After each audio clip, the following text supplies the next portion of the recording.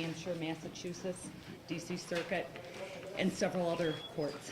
And I can tell you that I do the vast majority of my practice is self-defense and firearm related.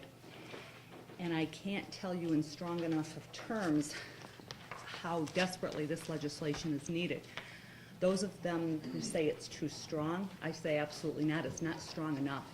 I would strike initial aggressor from the last sentence. I think that this law cannot even begin to be strong enough. And I have a bunch of printed articles of actual New Hampshire cases in recent times, and I could pepper with you with many of them. My office is bringing them over. I didn't realize it would be such a any question about whether or not we need this law. But I have several articles that I've written for respected journals, and I'm going to provide all of you with copies of them, about the Stuart Uri case, which happened in Milford, New Hampshire, just a few short years ago. And Mr. Stuart Uri was sitting on his own porch in his own house that he and his wife had owned for 12 years. And 5 gentlemen came onto his property, surrounded him in a semicircle. 3 of these men were convicted felons. 2 of them had been convicted in the very court that prosecuted Stuart Uri. And Stuart Uri displayed a firearm. He didn't point at it, he didn't shoot them. He simply displayed that firearm until he could retreat to the sanctity of his own home. Mr. Uri was charged for that crime.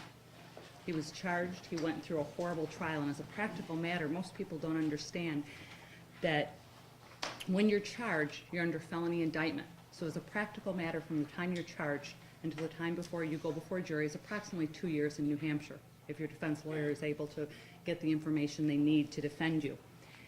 And the problem with that is while you're under felony indictment, you can't own firearms, you can't defend yourself, you're under all sorts of horrible bail conditions.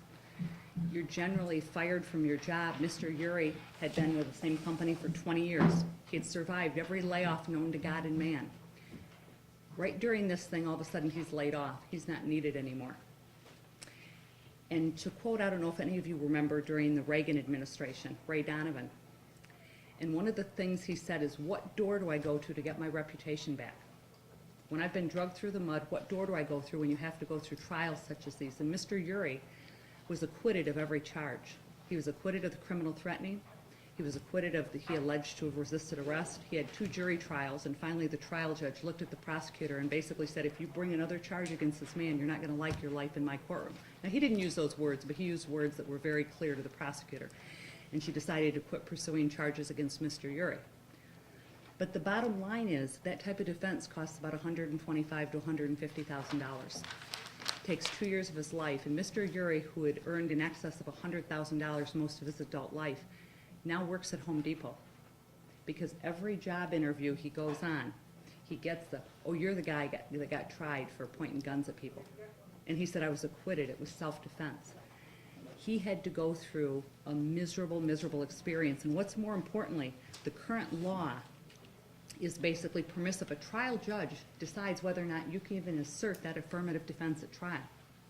You don't get to assert it as a matter of right like a lot of people think you do. It's up to the trial judge, who has his own biases as to whether or not the jury is even going to hear your affirmative defense of self-defense.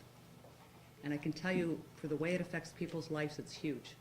The average person sometimes takes plea bargains in these cases because when you tell them it's going to be at least $100,000 to properly defend you, how many working people do you know that can write a $100,000 check? Thank you very much. Yep. Steve, are there questions for Steve?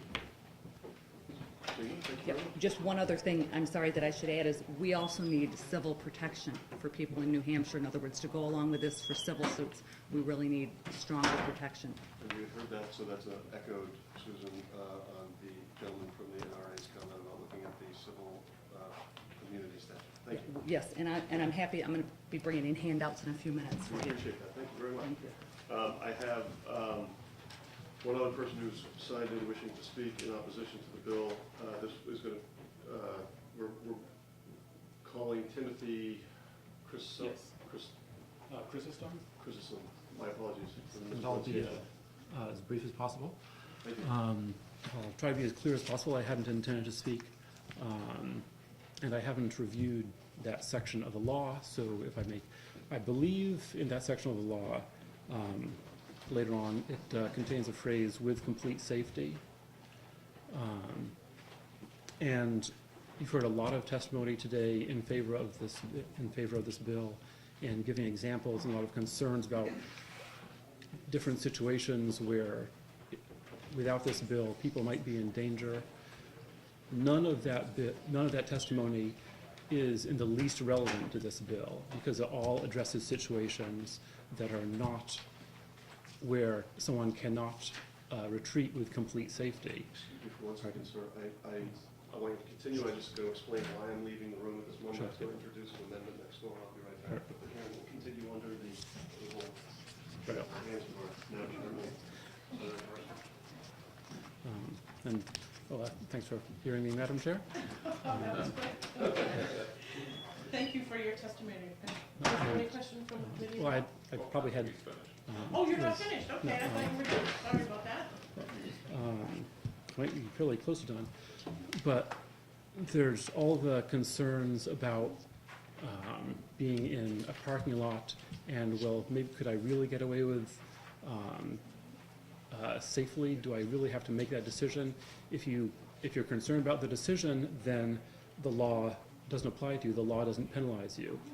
The law as it currently exists only applies to someone, only forbids from using deadly force someone who can retreat with complete safety.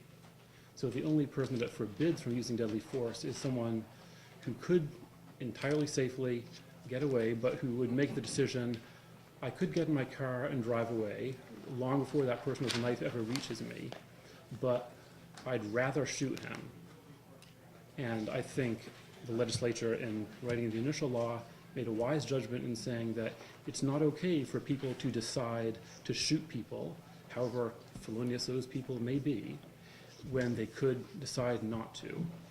I think the legislature has an obligation to favor their citizens, whether they're intending to be criminal or not being shot. And I guess that is all that comes to mind. All right, thank you very much for your testimony. Are there any questions? Senator Groen? I'm not sure if this term applies, but we just heard from Attorney Dean that it is at a judge's discretion as to whether the affirmative defense can be used. Now, I'm assuming that this is whether, can a judge then decide whether or not you can use the defense that I didn't feel I was safe in retreating? I would defer to your regular chair in that I'm not a lawyer. That's not an issue I can answer. All right, thank you.